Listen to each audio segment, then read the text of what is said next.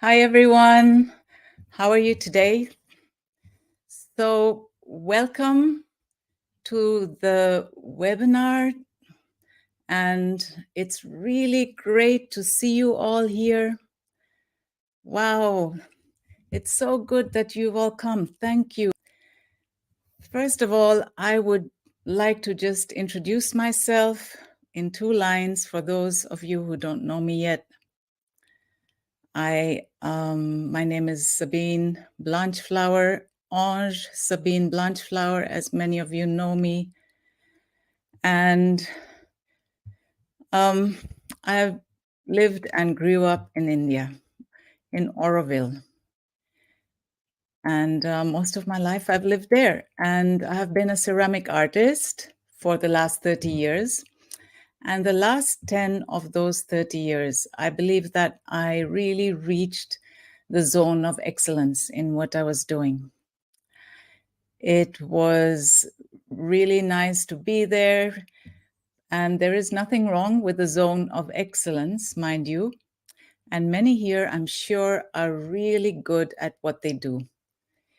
You must be CEOs, professional business owners, or just, people of influence. And so Gay Hendricks, in his book called The Big Leap, talks about the zone of genius. Now, there's the zone of genius, which is requires you to really bring forward your special gifts and your strengths. And these are buried deep in the reservoirs of your very own potential.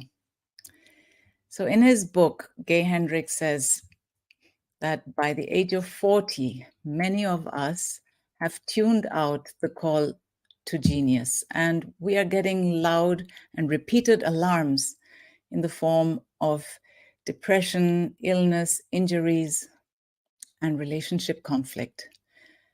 Now, I really love what Gay Hendricks says next. He says, these inner promptings are your desires, your wants, the dreams you've put aside for a later time. And these inner promptings are what he calls the call to genius. Now, what if I told you that I discovered a method by which the thoughts and the dreams of your mind could become a reality in your life? And the first step of this would be to understand who you really are. Now, I will do a little screen share. And you are God's highest form of creation. We have this incredible energy, spirit energy, flowing to and through us at all times. And we have the choice of what we want to do with it.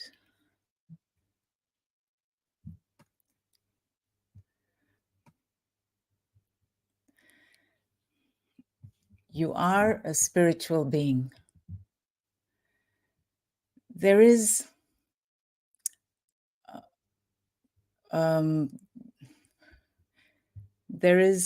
a writing, and it says that scientists about 100 years ago really were into trying to figure out who we were. And they found that the energy that makes up our bodies, the atoms and the electrons that are making up, that are flying around, that are moving around in our bodies, have so much energy in them that the energy and the power that we have in our bodies could light up a whole city for months. And if you look at your body in front of an ultra red camera, you would see that you could see it looking like this. It looks like a glistening mass of energy. I am a spiritual being. We exist on 4 levels. We are a spiritual being, we have an intellect, and we live in a physical body. Now, we're here today to talk about paradigms. And paradigms are lodged in your mind. Now, do you know what your mind looked like? What does your mind look like? Your mind, nobody has seen the mind, so we don't have any cells of recognition for what the mind looks like. For example, if I asked you what your car looked like or what your front door looked like, you would just be able to picture it in your mind because we think in pictures. But when it comes to the mind, our brains don't have any cells of recognition for it. And the mind is not the brain. You see, the brain is an electromagnetic switching station, and the mind is the non-physical part of you. It's like the larger part of you. It's all around you, and it is it's abstract. Unless we have a picture for it, we really don't know how to work with it. And so I'm going to tell you about Dr. Thurman Fleet, who in 1963 came up with a diagram for the mind. And this diagram he drew is very simple, but he was involved in non-physical,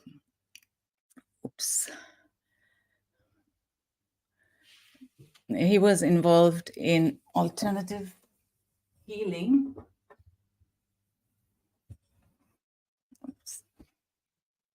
Right, as you can tell, my setup is really not very professional.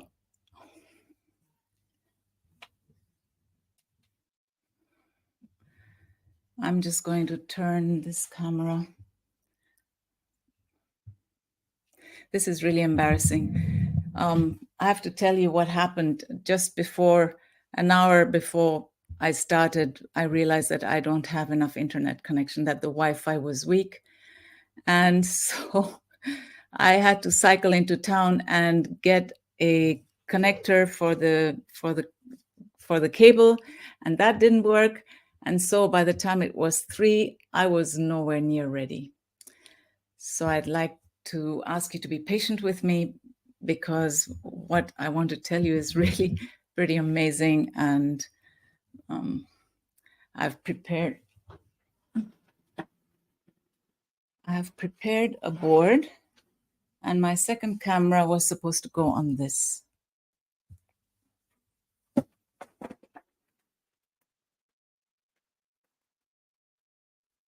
So this is a very simple looking drawing, but don't be mistaken by it, because when we go into the deeper layers of this diagram, we're going to understand more and more about how the mind works. So this drawing really was the key that helped Bob Proctor to put together all the pieces that he had been studying about and researching about the mind.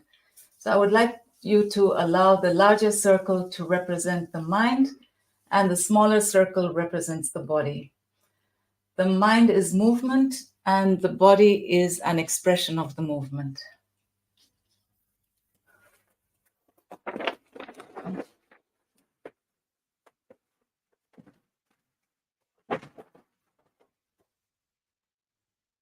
Now, when we draw a line halfway through this circle, we divide the mind into the conscious mind and the subconscious mind. And the intellect, the conscious mind is the intellect. It's the thinking mind. It's the mind that gets ideas and thoughts.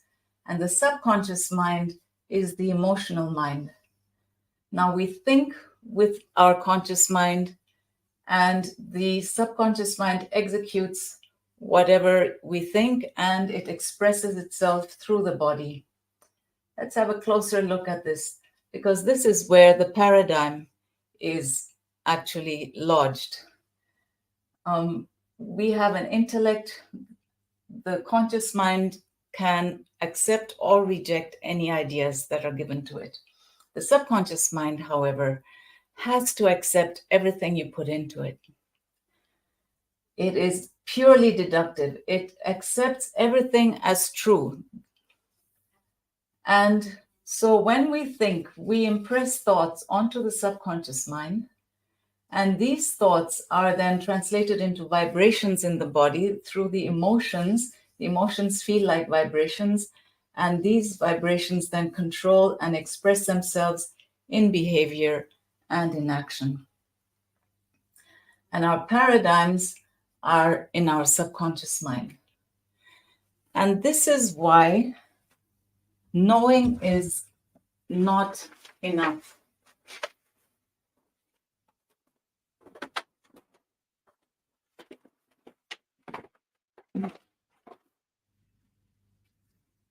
I've drawn this chart and it says knowing is not enough, because knowing does not equal doing. We know in our intellect, we have read many books, we do the reasoning, we do our visualizing, but when it comes to action, there is a huge gap. Every human being on the planet has a knowing doing gap. You go to school, you learn so much, you have people coming out with PhDs coming off the end of their cards, and they can't build up a decent life, get a job, make a lot of money. They can't do it because everything that they know is not enough. You see, you have overqualified young people who are doing jobs that are way below their capacity. They're waiting tables, they're working in supermarkets, because information is not equal to doing. Action and behavior is controlled by your paradigm. It's controlled by your programming, by your subconscious mind. And this paradigm works like a cybernetic system. A cybernetic system is the thing that, for example, do you know what a cybernetic system is? There's this really a great book called Psycho-Cybernetics that that talks about the psychological cybernetics. And just check my notes.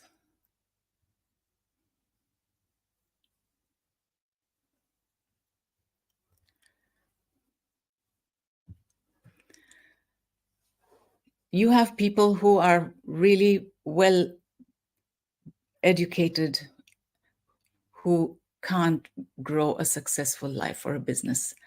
And you have people who are really, some people have no education and yet they make millions, they become millionaires, they create a successful life. So how come? And it's all in the mindset. It's all to do with how you see the world and how you see yourself. Now, our programming is the thing that decides, that is like the lens through which we see life. And our programming is like a cybernetic system. And the cybernetic system is a system that jumps into action as soon as you're off track. For example, sending a rocket to the moon. There is an inbuilt cybernetic system in the rocket that keeps adjusting its course, because every time it goes off course, it kicks in and brings it back on course. You also have cybernetic systems in air conditioners or heating systems for the houses. When the temperature goes above or below a certain degree, it kicks in. And your paradigms kick in as soon as you try to do something that is off track. Now, I'm starting to relax a bit, so it's getting better. Paradigms are often vilified. We say, we blame them for everything. We say, oh, my paradigm this, my paradigm that. It is early programming, and it is actually the ability that we have as a human race to retain early behavioral programming is what actually allowed us to survive as Homo sapiens. Apparently, there were other, races of humans or human-like beings, but we had this ability to retain early programming, and it was hardwired into our nervous system so that it kept us safe. It kept us from straying too far from the tribe. It taught us what rules and what things, survival techniques to learn. And these kind of programmings from the caveman days did keep us really safe. So our ability to retain early behavioral programming is what has actually, what we give credit to for us still being on the planet. However, now they are still doing the same work. They are still keeping you on track. They are still keeping you in a comfort zone that you grew up with. So when you decide, when you set your mind to make a big goal, to make a jump out of your habitual thinking, your habitual living, your paradigm kicks in and it fights you tooth and nail. It will prove to you and show you how you're much better off where you are, even if you are in a sinking boat, and you are scooping water out. I mean, even if you are living a life of compromise with little or no joy or growth or expansion, it'll still keep you there because it believes that that is how it's going to keep you alive. So the fear that you meet when you step out of your paradigm is very much akin to the fear of dying. However, the planet has changed since then, since the caveman day, and there is no immediate danger around you. So now we have more freedom and more potential to be lived than ever before, you see. We can change our programming. We can shift our programming, and self-development has really grown on this planet. More and more people are aware that they can look at themselves and they can look into themselves and discover what it is that is keeping them back. And so here we come to the mind again, and we are going to look at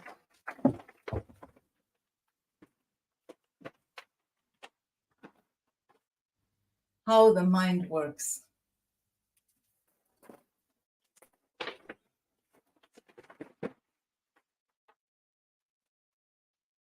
Our mind is hardwired to our five senses: hearing, taste, smell, touch, and sight. And these five senses are constantly feeding information into our mind. These are the little antennas that you see here. And our thoughts are formed around what we see. And our thoughts are imprinted onto our emotions. They're imprinted onto the subconscious mind, which is like a garden. Whatever you plant and whatever you imprint on a continuous basis, on a repetitive basis, grows here. And you get emotionally involved with what you're thinking. And when you start getting emotionally involved with it, the vibration in your body changes. And you know that when you feel upset about something, it can make you really feel physically unwell and weak to the point that you have to sit down, or it's really difficult. When you feel happy, though, you also feel it in your body. You feel physically expansive and you breathe deeply, and it just shows itself, right? So feelings translate into vibrations in the body, and these are then expressed in your actions and in your behavior. Now, all three of these are vibrations. They're all frequencies. We generate thoughts, so we're generating thoughts are on frequencies. Positive thoughts are on a certain frequency, negative thoughts are on another frequency. And these thoughts are going out into the universe, and energy attracts like energy. So they draw from the universe. Thoughts, feelings, and actions draw from the universe a response in the form of conditions and circumstances. And then we use our five senses to observe these results, and we then think about those results, and we feel bad about them most of the time. And that again creates a negative feeling in the body, and that expresses itself through our actions and behavior. And we are sort of in a cycle here. It's like a cycle of bondage, a cycle of doom, and a lot of people never come out of it. We've been taught in school to study information, to study everything around us that our five senses can hear, smell, touch, see, and taste. We have completely lost connection to our non-physical side, to the side of us that is larger than us, actually, to the mind and to our spiritual selves and to our subconscious selves. And even though I'm showing you a diagram here, Bob Proctor clearly says, and we all know, that our mind is not a circle like that. It is in every cell of your body, and it is larger, it is around your body. It's that energy field that you have.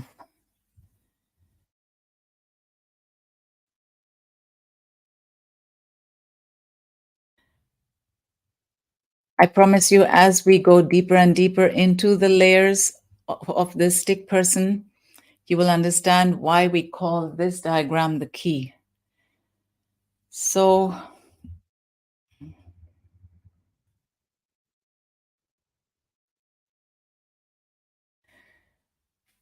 when do the paradigms get formed?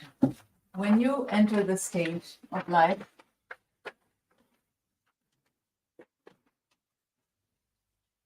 well, here's another larger drawing of the same. You live from the outside in.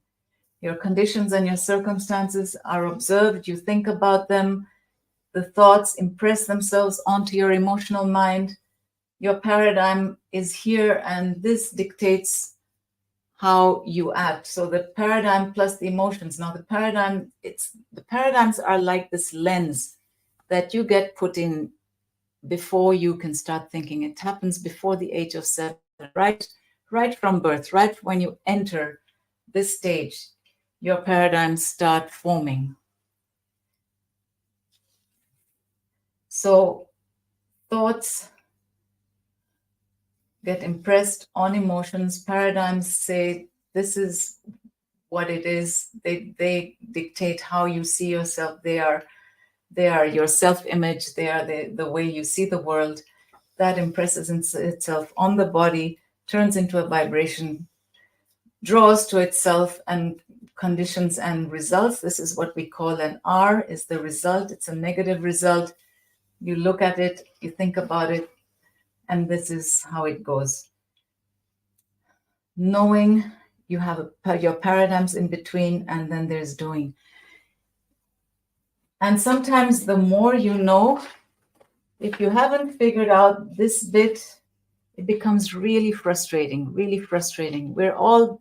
Everyone on this planet is frustrated at some point about how life doesn't reflect what they know, what they've studied, what they read, what they meditate on.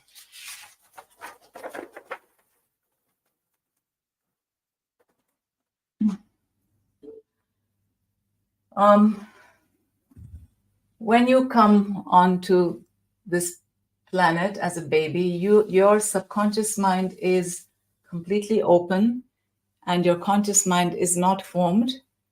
Your intellect is not formed. So you are at this point open to receiving ideas, fears, voice, whatever radio says, talk, thoughts of the people around you. And they come straight into your subconscious mind. And through repetition, they start forming your first language, your worldview. And a lot of the time, there is a lackfulness mentality, there is a poverty thinking, and there is self image because the young child hears things being said about it. If it's always praised, well, then it has a better self image. And if it is usually criticized and put down, then the self image is not that great.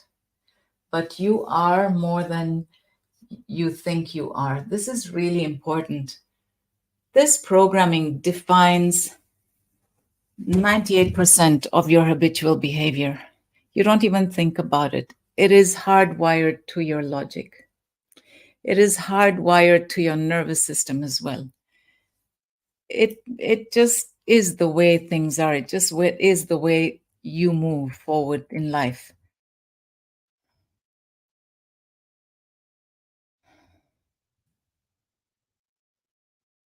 So you have family paradigms, you have social paradigms, you have countrywide paradigms. These are called culture, all of which together to some degree make up our view of the world. And thinking about it, I actually still think I think there are some paradigms left from the caveman days. For example, the lack of resources paradigm. The human mind has, up to today, and will continue to come up with ways of tapping into infinite resources, both energy and otherwise. The other paradigm is the might is right paradigm. I don't think there is a need for this available to people equally once the mind is discovered and used to create more resources and an attitude founded on love rather than fear. We won't need this might is right and have wars and all that. I think that is still, that is still based and resonates with that caveman paradigm in us that says we don't have enough. And so we have to go and take it from someone else. And maybe someone else is going to take it from us. And then the paradigm of women belong in the home. Again, today, totally outdated and untrue. And then another paradigm, you can imagine when they go hunting in those days, then boys are better for hunters because versus childbearing women who then have to stay at home. I think women are better at strategies. And the paradigm, be afraid and be safe paradigm, and that is really a big one, and that is the one that we are going to address today. Fear is ignorance, and we have more and more access to knowledge, to information about who we really are, about ourselves. And as we learn about ourselves and about how the laws of the universe and the laws of nature also apply to our lives, and we figure it out, we can shift paradigms. And can you imagine what your life would look like if you could shift the paradigm, replace it with a paradigm of your choice, not one that has been passed down for generations and generations? You could live this really rich and expansive life.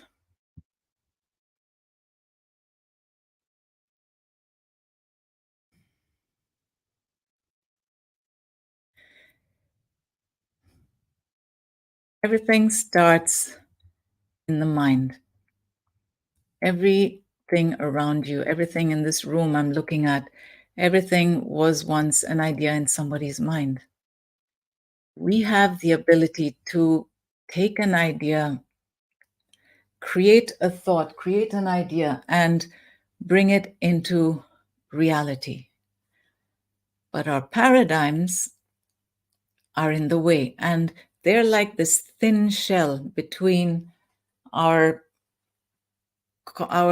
conscious mind and our subconscious mind, because actually when you do shift the paradigm and when you do plant the new paradigm into this garden, your subconscious mind is like a garden, and it is connected to the universal subconscious mind, and it accepts everything as true. This is why children believe in fairy tales and believe in unicorns and fairies, because their subconscious mind is open and it is completely deductive. So when we shift the paradigm, and you can't remove a paradigm, it's true, you can't remove it, and you can't push against it. And a lot of people spend a lot of hours talking to psychiatrists and psychologists and getting to the bottom of what happened in the past and trying to make sense of it and trying to figure things out. It's really, the better way is to actually create a new paradigm, one of your choosing. And that happens when you have a purpose in life and when you make a decision to make a goal and you focus your mind and the faculties of your mind that you have to focus, go towards the goal and make it happen. If you don't have a goal, your paradigms will always have the upper hand. Now, tomorrow we're going to speak a bit more about this. And today I would just like to go back to a screen share and talk about some of the slides that I prepared. I have been preparing for this for so long, and today my nerves kicked in when the tech broke down. No excuses, but this is messy action. And you get messy action when you're first stepping out of your comfort zone.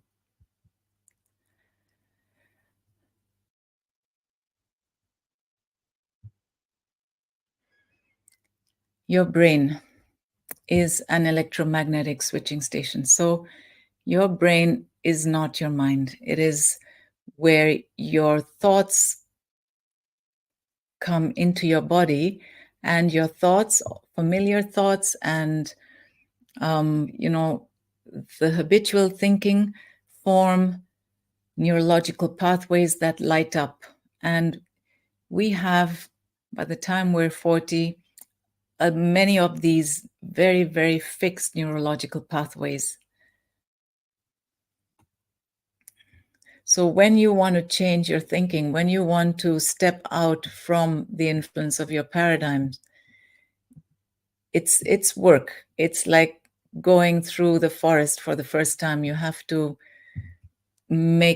create that first neurological pathway. And this is your mind. And you see the figure. This is an idea, trying to give you an idea of the mind.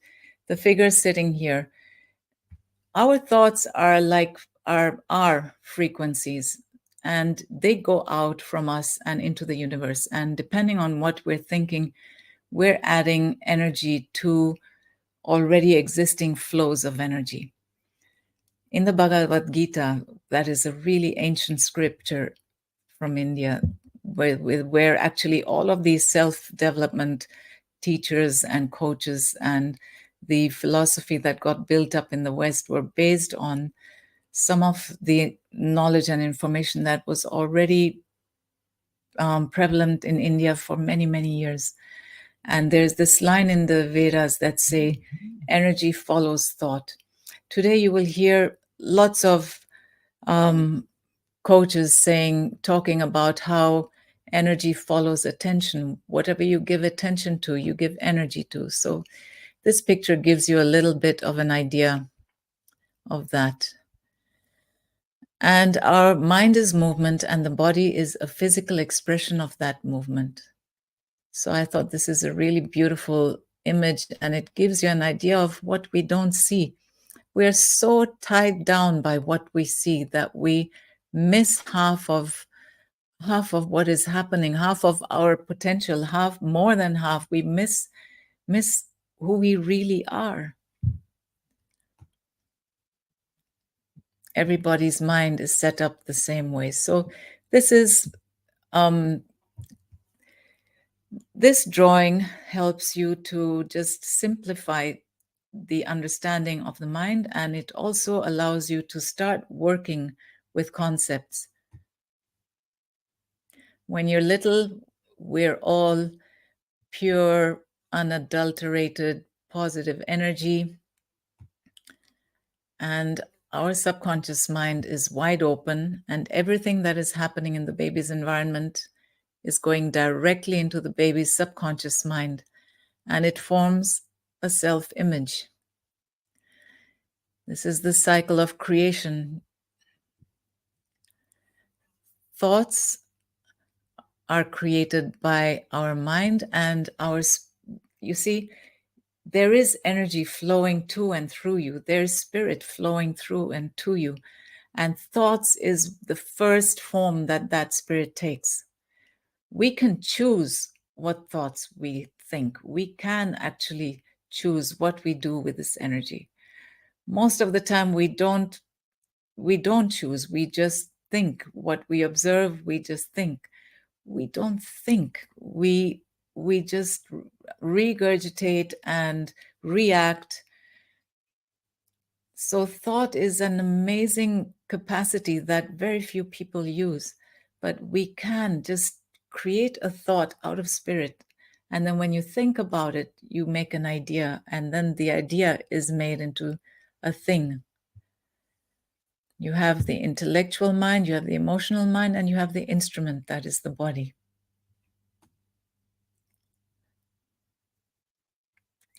School teaches you to focus on what your senses tell you. So schooling begins and your paradigm is there, and you get a lot of information into your conscious mind. You repeat it, you learn it, and slowly information replaces imagination.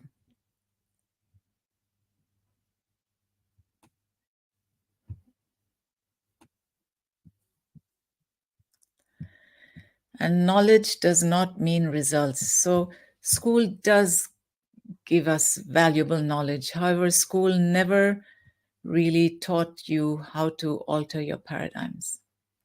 And therefore, we frequently do not do what we already know how to do.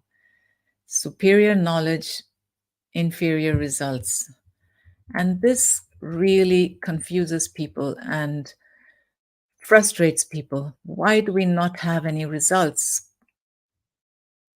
It causes frustration and confusion. You have all these books here. I've read so many spiritual books. I love reading them. They make me feel great while I'm reading them. It stays there for me to for anyone, or for me, I can say, to sort of take what I know and act on it.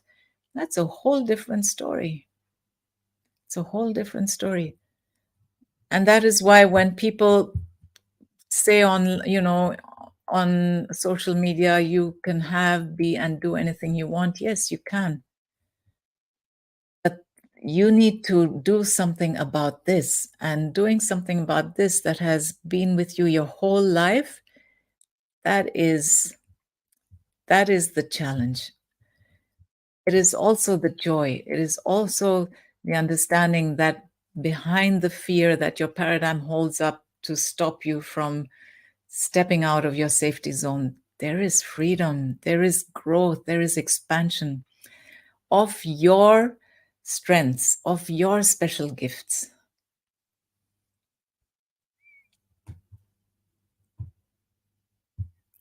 Almost there. Understanding is the key. From the thought down to the thing results. Yeah, so inside out and upside down. We have to start creating from our thoughts, not from the results,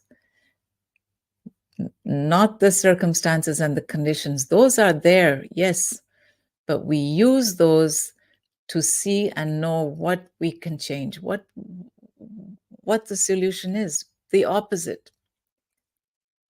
Take it like a springboard.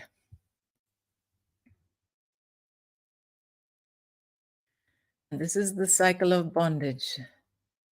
Paradigm is in charge of the thoughts that you do have, and you have the present results, and which you see, hear, taste, smell, touch. So they're very real. You keep thinking about them. Your paradigm is in control of your life. And the cause of the dilemma is ignorance. And ignorance, I don't mean ignorance in a bad way. Ignorance, just not knowing. Just not knowing this is a cause for suffering and dilemma, and people being stuck in places that they don't need to be stuck in. People getting ill, making themselves ill with their attitudes and their thoughts, which does not need to happen. You can change everything. This is the freedom cycle. You form the thought. You think about the thought of what you want. Then you get emotionally involved in it. You dream. And those positive emotions and those positive thoughts are going out into the universe. And then your positive emotions turn into positive vibrations in your body. And that expresses itself through action and through words. And that will then make the thing come into your life, because the universe responds to you. You take the first step, you will meet someone, things will work out.